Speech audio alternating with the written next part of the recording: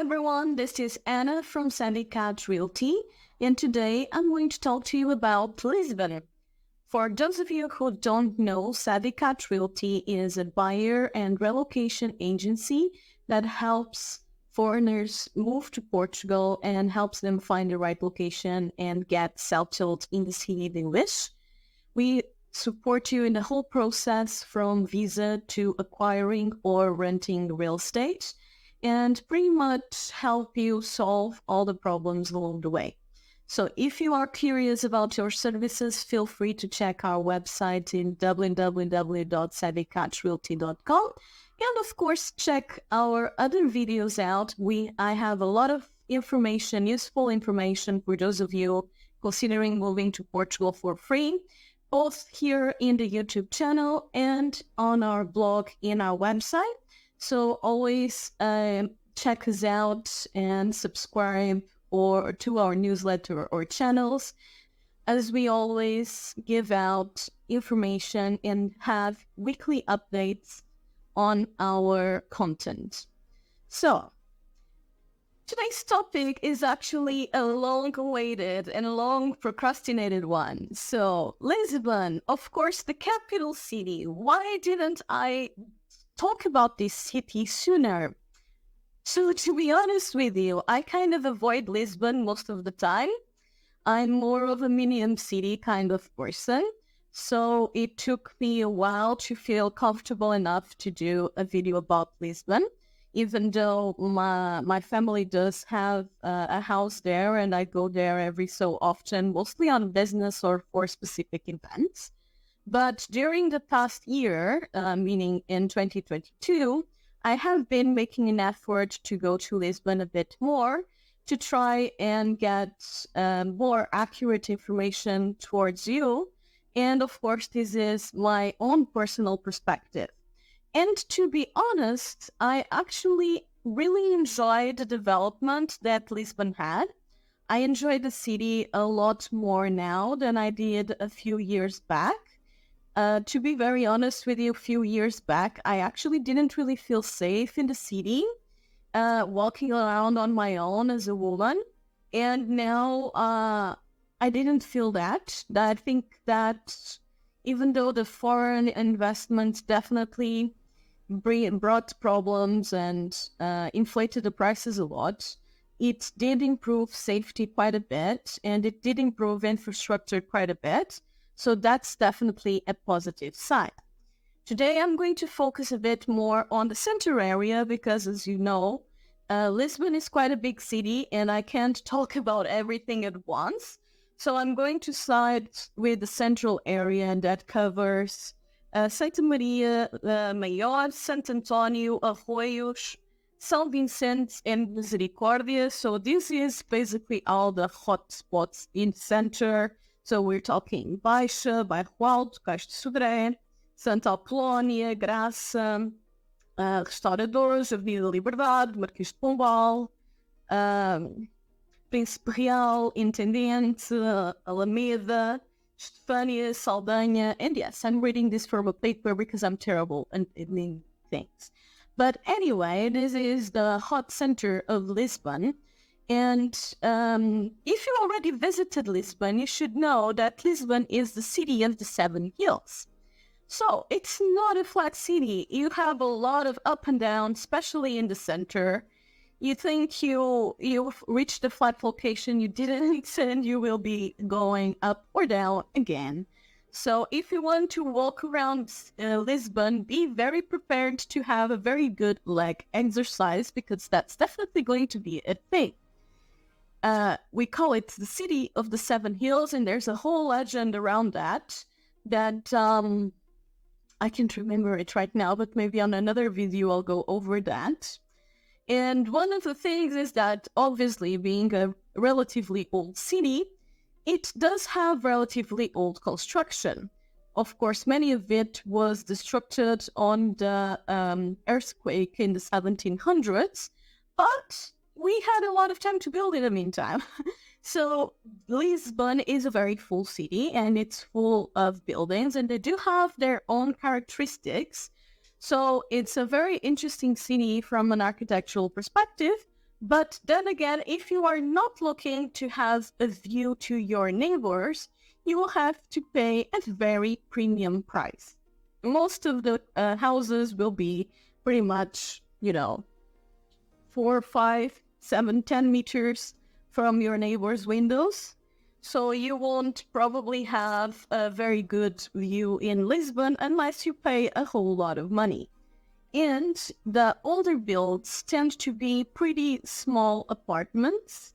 A lot of renovation is happening, but it also happens a lot to turn vertical houses into separate apartments. And that usually leads to very small apartments. And you will find a lot of apartments that aren't renovated in the market, and you will find a lot of apartments that are renovated but not done properly. Overall, the Lisbon market has a huge demand. There are way more demand than offer, especially on rentals. On buying, it's a bit of better, but it's not like it's comfortable. Right now, the prices are going on a downward trend, but this is, in my opinion, temporary. So, and it's not going to affect new construction. So that's mostly affecting secondhand property. And in Lisbon, you have a lot of life, which is, of course, a positive side because you will have a lot of cultural diversity. You will have a lot of diversity when it comes to commerce, lots of different restaurants, lots of cultural activities. You will be having a very, very international community. But on the other hand, you will have a lot of noise. So if you are looking to live in the center, unless you buy a new apartment or do a very good renovation on your own, the most likely scenario is that you will be dealing with noise. And that is noise from neighbors, noise from the street, noise from the nightlife, noise from the airplanes. And most of the Portuguese construction, especially prior to 2010, has absolutely terrible isolation. So you will be in your house and you will be hearing your neighbors like they are in your living room. This is a very unfortunately common. And even if you are paying a premium price for an apartment, this still may happen to you, whether it's rental. If it's not rental and it's purchase, you can always do the isolation works on your own. But rentals in Lisbon are absolutely nuts now. There is, as I said, way more demand than offer, so we are having bidding wars on apartments, and the prices are very, very high.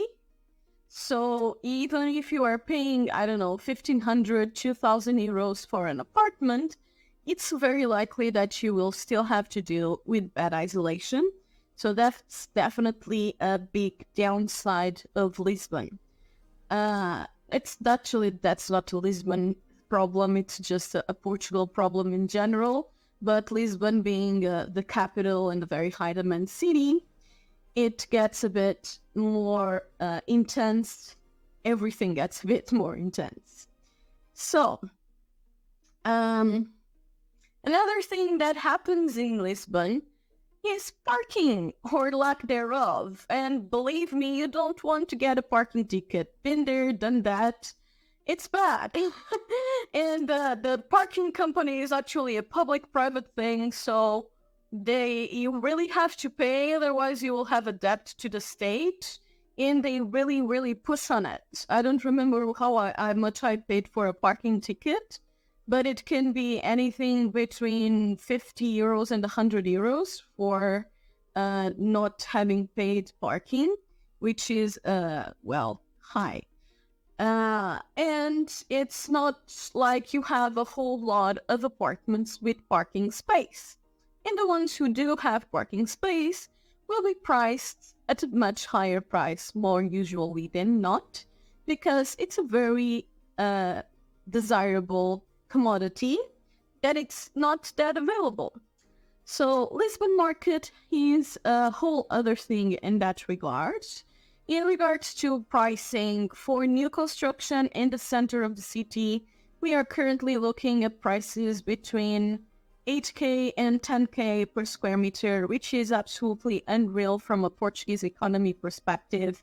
I mean, the average salary in Lisbon is something like 1,500 euros. So it's obviously not the Portuguese people that are paying that.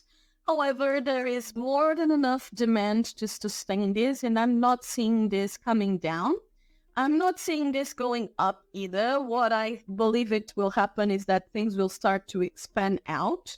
So the prices will start to grow on other locations that are less central as demand and supply, and people that, can't afford the center start to move out, which is going to lead to renovation of other areas. These center areas are pretty renovated. I would say that Intendente is the one that is most newly getting renovated, and it used to be a very bad area.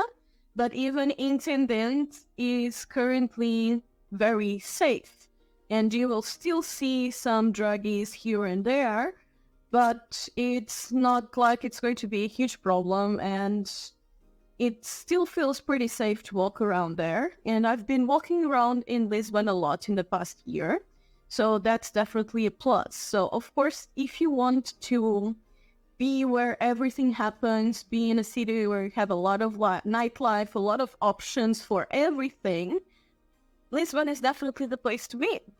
But you have to pay for that. So that's like everything. Another thing that is happening a lot in Lisbon is because of demand in tourism, we are having a bit of a holiday rental / Airbnb problem. And that is even starting to be a bit regulated. So at the moment, making properties into Airbnb that are not in the building that is fully Airbnb is starting to be a bit more restrictive, in order to preserve the local residents and the other residents of that buildings, because there have been a lot of complaints of, people being driven out because of Airbnbs, neighbors complaining about sound and people coming in and out, and, all of the things associated with tourism. But yeah.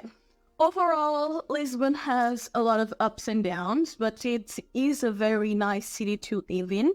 If you are looking for to be in the center and not have a car, it can be one of the best cities to do that sort of thing, because you have a very trustworthy and wide transportation range. You have the subway, you have the bus, you have internal trains, and you have the intercity trains. So it's really easy to get around Lisbon on public transport. You also have a very high supply of Uber and taxi and so on and so forth. So Lisbon can be one of the cities where it's easiest to live without a car. And it's, once again, the city where you have the most options on everything.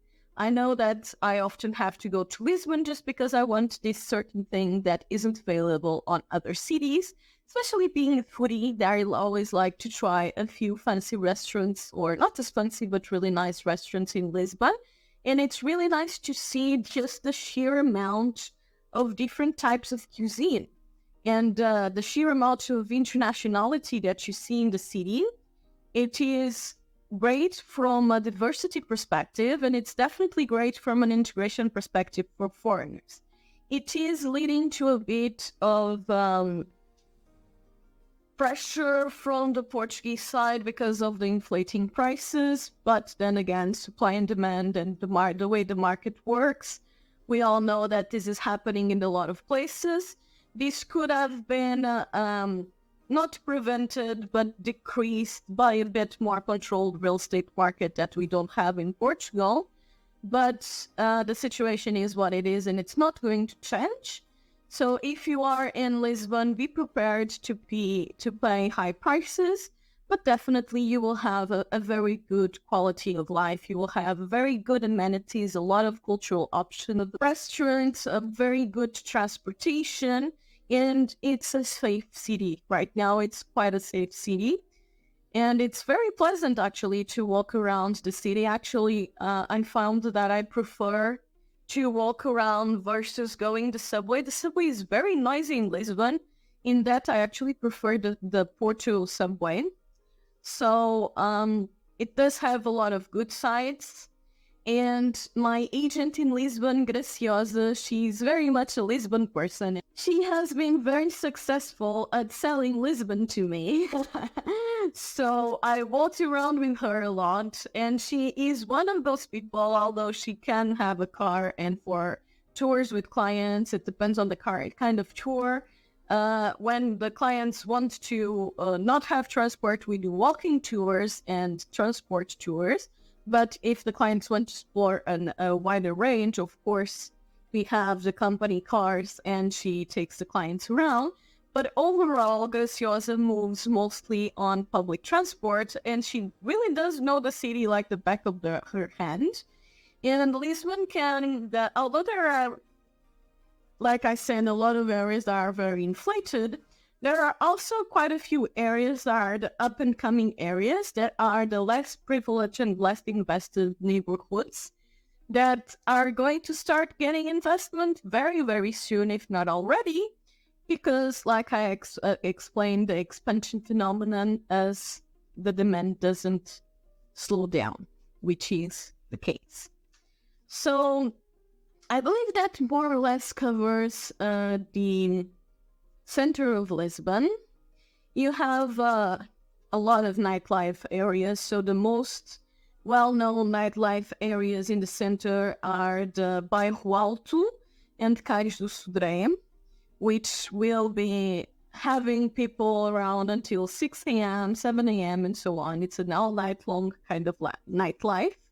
And overall, that whole area, it's very busy. Then you also have the Baixa area and Chiado area. All of those areas are very high commerce areas. So once again, lots of burrowing, lots of noise, lots of people. But then again, this may be the same for you. You may be the person that likes to be where, and there's a lot of things happening, and that's perfectly okay. And if you are the person that likes to have everything happening, then Lisbon is definitely the place for you. Now, Lisbon is not a place to think Portugal is cheap. Definitely not. So don't come to Lisbon thinking that you will be having a very cheap life. I mean, coming from the US and other high-income countries, it's very likely that your income will stretch you a lot more, but it's still not going to be a cheap city. If you want to have a low cost of life and overall cheap accommodation and so on, you need to go to the smaller cities, and especially the interior. That's where you will have the lowest costs, but then again, it's also where you will have the most isolation and harder accesses. So everything is a trade in this world, isn't it? Overall, I believe I covered more or less everything I had to say about the Lisbon Center. I do hope that this video was helpful. And do let me know your opinion about Lisbon, and if you have come to Lisbon, what was your experience? Oh, another thing is there is a lot of vegetarian and vegan restaurants, which is something a lot of my clients have been very, very happy about. It's very, very easy to find vegan and vegetarian options in Lisbon, so that can also be a plus for you. Overall, if you do want to come to Lisbon, don't be afraid to reach out to us. We will do our best to help you find a good investment and to help you get settled in the best way possible. So check out our website at www.savvycatrealty.com. You can reach out to us through there. You can also get our buyer and rental packages through there. Buyer packages require an advisory call for screening purposes first. And of course, subscribe to our YouTube channel and newsletter to get weekly updates of how things are going in Portugal and useful information for people that are considering moving to Portugal or even already moving in Portugal. I hope that this video was helpful, and I see you all again next week. Bye.